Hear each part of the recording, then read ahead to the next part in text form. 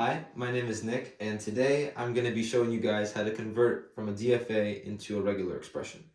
And so let's start by looking at the states in this DFA. In this DFA, we have four states. We have Q1, Q2, Q3, and Q4. And the first step in order to convert from a DFA into a regular expression is to determine the incoming arrows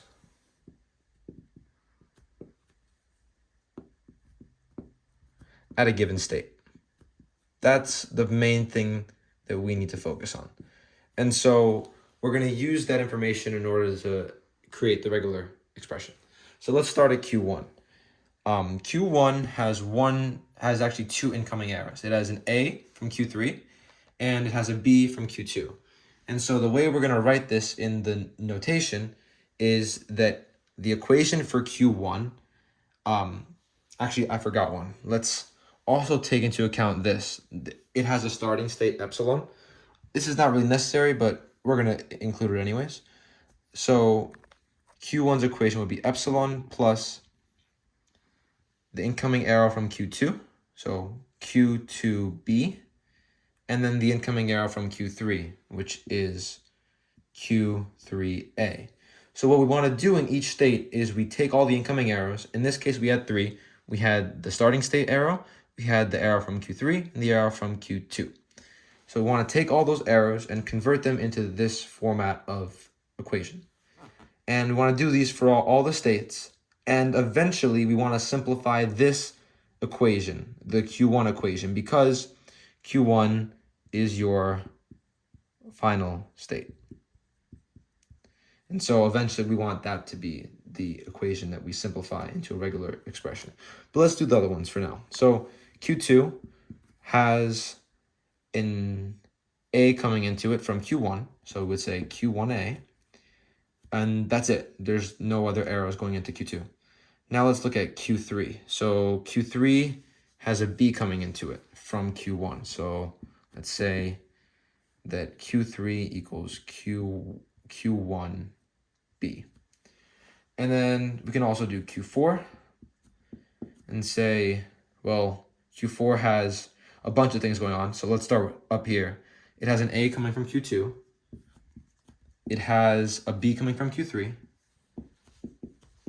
It has an A and a B coming from itself, so we also have to take into account that. So we have to include all this.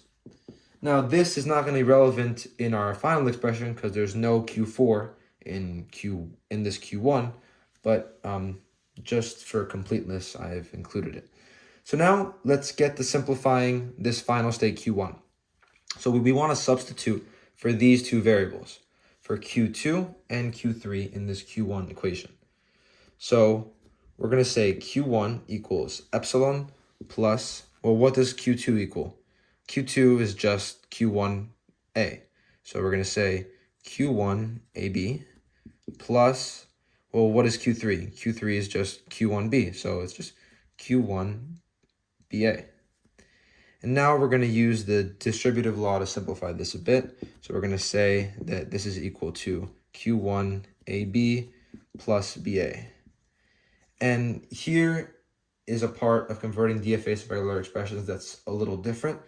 We want to use something called Arden's theorem. And what Arden's theorem tells us is that if you have an expression of the form Q plus RP, plus again, the way I've been using it is just the same as union, but Q plus RP, any equation of that form, is equivalent to QP star. And so what are these values in this case? Well, the value of Q is just epsilon, so it's empty.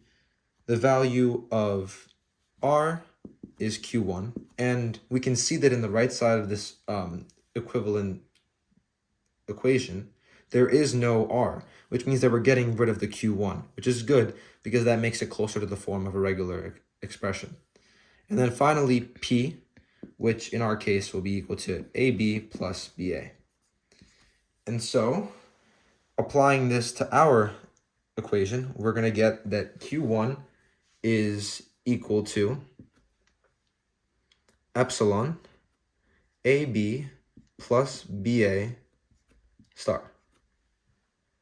And we don't need to include the epsilon because it's just nothing. So finally, it's just AB plus BA star. And you can apply this rule in more complicated equations to simplify them as well. And that's how you convert a DFA to a regular expression.